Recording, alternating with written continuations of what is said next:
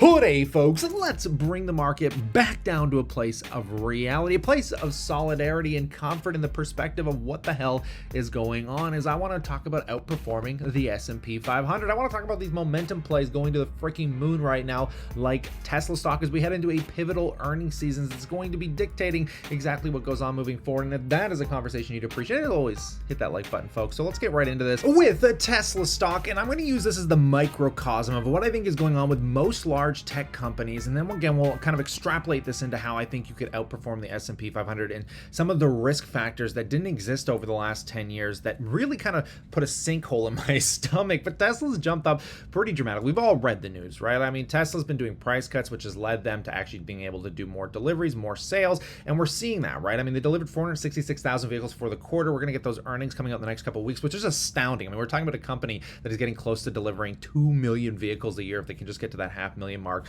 a quarter. Absolutely incredible, right? But why am I so concerned, and why do I think this momentum play is getting a little out of control? And where would I buy Tesla stock? What would make me want to buy it? Because I really want to buy it. I've been dying to buy it, but I can't help but understand the reality of what exists today. And let's roll back the clock a little bit first and foremost. 2019, I bought Tesla. And what went on? Well, it dropped pretty dramatically when I first bought it. But the fact was, back here, we were speculating that Tesla was going to be one of the largest auto companies on the planet. They were going to dominate charging. They were going to make GM look like a joke, and no one believed us. Everyone said, hey, that's never going to happen. GM's going to pivot. They're going to do incredible things, and they're going to compete with Tesla. And that didn't actually work out, did it? No. Tesla's proving to be what they're on the trajectory to be. Obviously, they are the largest auto company on the planet, but by revenue, sales, I mean, we're getting there. They're going to explode here. There's no doubt about it. As GM and all these companies are partnering with Tesla, Tesla started the EV revolution, right? And that came into fruition from 2020 to roughly 2022. Now there's no doubt. People aren't questioning that, and all of that future has been baked into the stock price from the car standpoint alone. But all of that future has been priced into the stock. There's no doubt about that.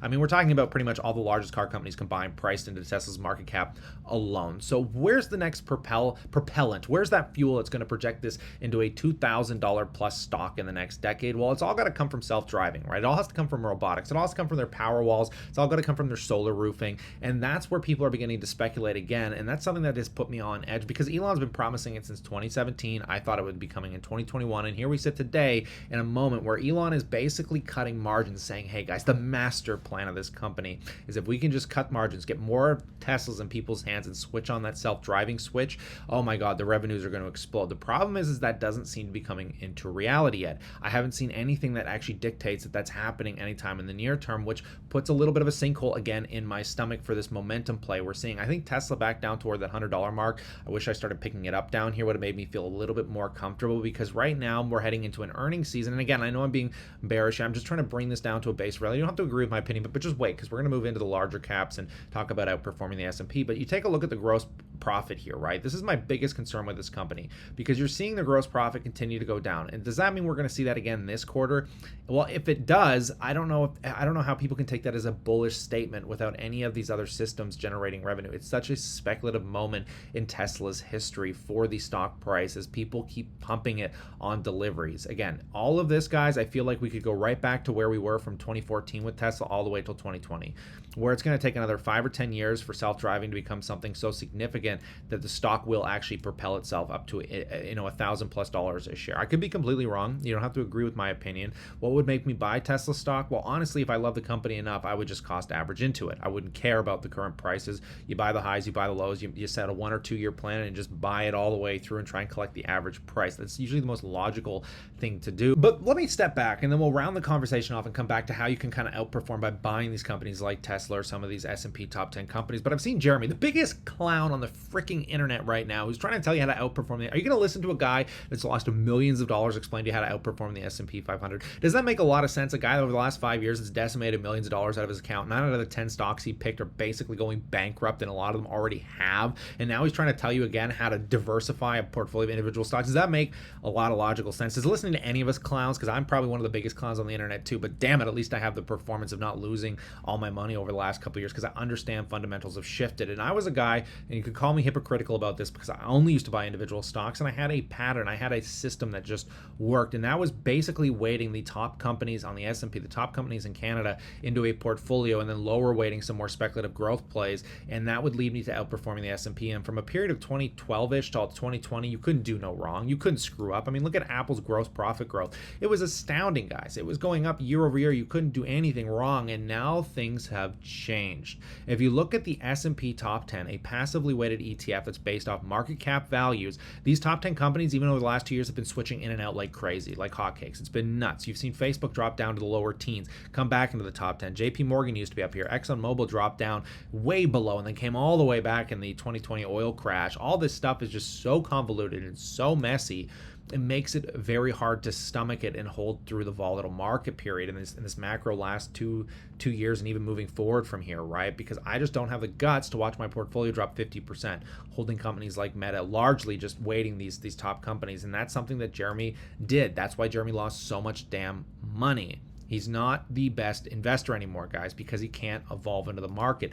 I'm kind of sitting in this phase now where I'm just going to be putting, again, call me hypocritical, but I do believe the best way to outperform the market moving forward, and the market is overvalued here, guys. It doesn't make any sense, but I think making the S&P is going to be probably the 50% of my portfolio moving forward. I'm going to be buying dividend ETFs, SCHD. I'm going to be looking at obviously still individual stocks, but not making them much more than anywhere from 10 to 20% of the portfolio. And I think if you're younger, if you're 20 or 30, don't care about values. They don't matter. None of what I'm saying matters if you're 20 years old, because you have 40 years ahead of you of investing. And when you have 40 years and you think you can stomach holding these companies and you want to hold them that long, Tesla stock value doesn't matter here if you believe where it's going into the future. So just cost average into it. Buy the highs, buy the lows, make it a very mitigated risk part of your portfolio, and make sure you're in a diversified, broad-based ETF. You can even go with VTI, VOO, do what's going to comfort you, but I just don't think it's smart to be buying a load of individual stocks, chasing the hype here. And if you were smart enough to buy it down here and you've doubled your money on any of these positions, even small caps like Palantir, as I said, take profit. Take freaking profit, because we're going to hit a brick wall when earnings come, and if these things aren't growing exponentially here, I don't know how people are comfortable buying it at this crazy up period. Even Apple, for that matter, right? And I love Apple, don't get me wrong, but even the S&P, guys, is something that I think is going to go through some volatile periods still, because we're going back into a phase of hype. I don't think the S&P deserves to be trading at a 25, 30 plus multiple. It was going down into the teens and it made sense to buy it there. It doesn't make sense to buy it here because, again, we're not seeing the stability that we saw in the past. I mean, look at Apple's revenues, guys. Their gross profits, everything is falling off.